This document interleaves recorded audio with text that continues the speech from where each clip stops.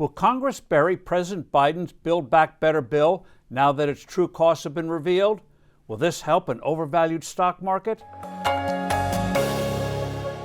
Hello, I'm Steve Forbes, and this is What's Ahead, where you get the insights you need to better navigate these turbulent times. A huge threat to the economy is the legislation called Build Back Better, BBB. It would explode an already bloated budget, bring on a slew of economy-killing tax increases, and enact subsidies and entitlements that would damage future economic growth and opportunity. The proposed monstrosity is the centerpiece of President Biden's plan to fundamentally change the United States. But the package is in big trouble.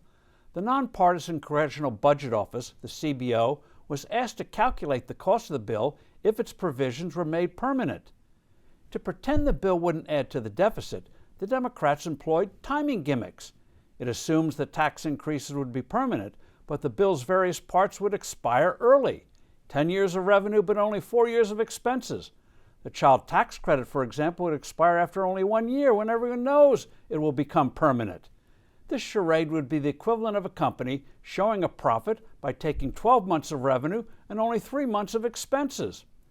Instead of being fully paid for, as the White House and congressional Democrats claim, the CBO found that the Biden bill would add $3 trillion to the deficit. Oops! Democrats are furious that their financial con game has been exposed by the Congressional Budget Office.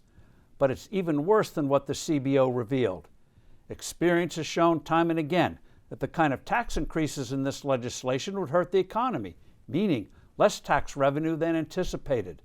Build Back Better is also loaded with legislative grenades, such as subsidies for trial lawyers, who will be making lives miserable for small businesses since these entities don't have the resources to defend themselves the way larger corporations can.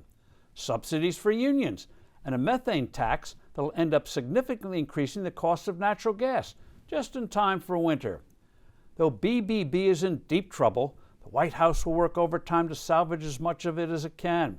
If a smaller version is passed, the key, as we've learned from this version, is not the ostensible cost, but the actual details. Deep-sixing this bill will help the economy and thus the overvalued market. But unfortunately, the administration is up to plenty of other harmful activities. The war against oil and gas continues, even as the president pleads with Russia and OPEC to boost output. The White House has yet to explain why a barrel of oil from Russia is less harmful to the climate than a barrel of oil extracted from American soil. We're far from being out of the woods.